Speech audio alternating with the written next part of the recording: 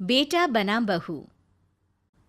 राधा, जैसा नाम वैसा व्यवहार, मन से सीधी और बातों से भोली। सौतेली माँ ने बहुत बुरा व्यवहार किया, लेकिन पति। माँ, क्यों तुम राधा को हमेशा बोलती रहती हो?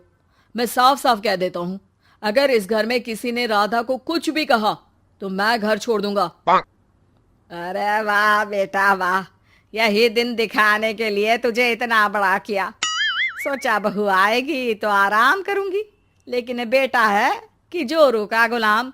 अब क्या कहें। माँ, जो सोचना है सोचो, मुझे फर्क नहीं पड़ता। मैंने कोई लव मैरिज नहीं की है। आपने जिससे बोला मैंने शादी की, लेकिन अब मैं राधा को किसी भी परेशानी में नहीं देख सकता। हाँ हाँ, और मुझे देख सकते हो क्यों? अरे माँ, देखना तो मैं तुझे भी नहीं चाहता, लेकिन खुद सोच, राधा के आने से पहले तुम पूरा खाना बनाती थी, लेकिन अब जब से राधा आई है एक गिलास पानी भी खुद से नहीं लेती। अरे भाई, राधा भी तो मेरी ही उम्र की है। मैं आपके लिए बच्चा तो वो आपके लिए समझदार बहू। कैसे? उसे वक्त देना माँ। वो थक जाती है, रोती है, उसके पैर में दर्द होता है। आपको वो क्यों नहीं दिखता माँ? नहीं नहीं, ऐसा कुछ भी नहीं है। अरे वाह जी वाह, सारी तीली लगा दी। अब बोल रही है कि ना जी ना, कोई बात ना है। तीली? क्या बोल रही हैं आप सासू माँ? अरे राधा, तुम चिंता ना करो। माँ की आदत है हर बात पर ताने देने की। तुम कमरे में जाओ, मैं ग्रीन टी लेकर आ रहा हूँ। सास बेटे की हरकत से आग बबूली हो जाती है। बेटा, तूने आज प्रूव कर दिया कि बेटा कभी अपना नहीं होता।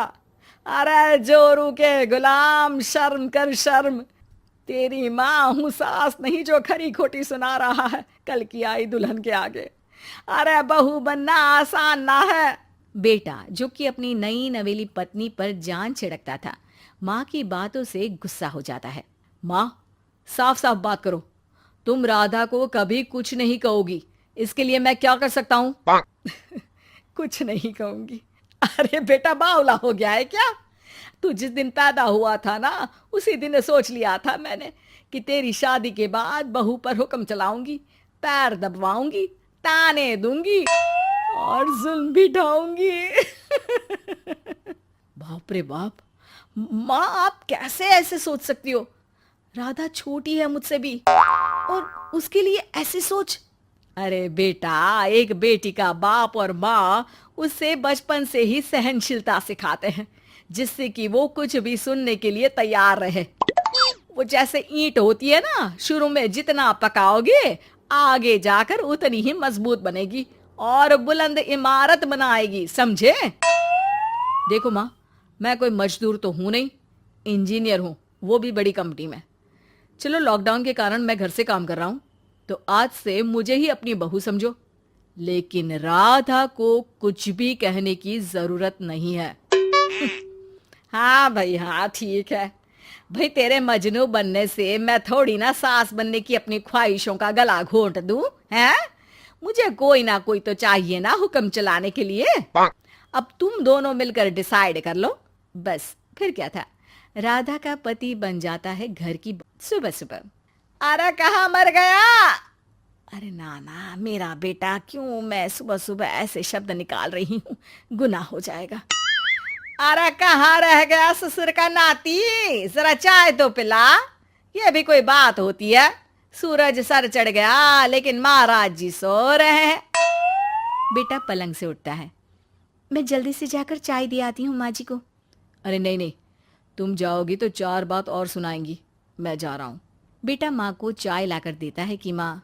अरे देख तो तेरा चेहरा, ना मुंह धोया ना हाथ।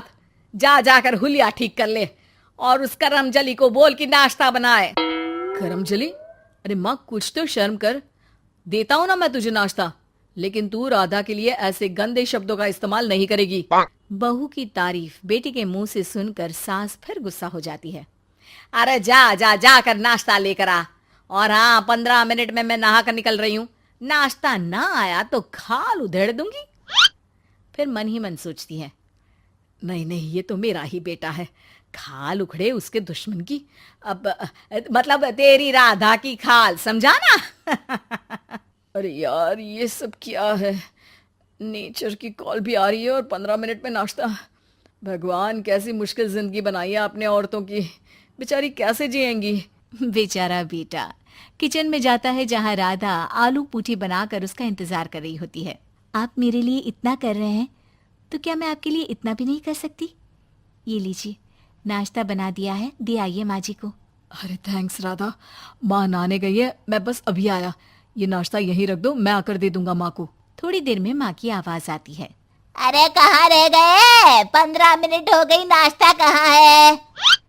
बेटा हाथ में वही आलू पूठी वाली थाली लेकर खड़ा हो जाता है माँ के सामने।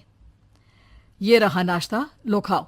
माँ थोड़ा सा खाना खाती है और फिर छी छी, ठंडा खाना, यही सिखाया है तेरी माँ ने? फिर थोड़ा सोचकर रुक जाती है। इसकी माँ तो मैं ही हूँ, खुद पर ही सवाल कर रही हूँ मैं। अन्ना जी ना, अरे बेटा, नाश्ता गर्मा गर्म अच्छा लगता है, खास करके पूड़ियाँ। पूड़ी तो छन से छने और टन से प्लेट में आ जाए। देखा माँ, जो बातें आप राधा को सुनाती हो वो अपने बेटे को सुनाने में कितना दुख होता है। तो जैसे आप मुझे सोचती हो वैसा ही राधा को भी समझा करो ना। अरे जितने लाड प्यार से आपने मुझे बड़ा किया, क्या उसकी माँ ने नहीं किया? हाँ हाँ, पता है, उपदेश मत दे। लड़की का काम ही क्या होता है? खाना बनाना। और खाना बनाने में कौन सा बड़ा काम है? फिर सारा दिन घर में पलंग ही तो तोड़ना है। अब तू बता, तू अपने से तुलना कैसे कर सकता है उसकी? कर सकता हूँ माँ। मैं अगर बहू की बेटे से तुलना करने में आ गया ना, तो तुझे समझ में आएगा कि बहू की जिम्मेदारी भी कम नहीं होती। मेरा दोस्त है ना राम, जानती हो ना? हाँ हाँ, क्यों नहीं जानूंगी। उसकी बीवी और माँ में नहीं बनती। बीवी ये मोटे मोटे ताने सास को देती है और सास उसे। हाँ हाँ, तो फिर क्या, घर ठीक से चल नहीं पा रहा था। सास कहती बहू काम सारा करे, बहू का कहना था कि सास मदद करे। ऐसे में बेचारा न लंच लाता और ना ठीक से खा कर आता। नतीजा, बीमार रहने लगा। ऑफिस की नौकरी गई, खर्चा खाना सब बंद। कर लो अब सास बहू की लड़ाई। बेटा बीमार घर पर बैठा, पैसे की आमदनी नहीं, बहू भी कभी मायके कभी ससुराल। अब तो सुना है सास बहू की ही कमाई खा रही है, वो भी तानों के साथ। घर का भी सारा काम वही करती है। अरे बस कर बेटा, मुझे समझ में आ गया। तू तो बेटा ही रहे, बहू को अब बहू नहीं, मैं बेटी बना कर रखूंगी।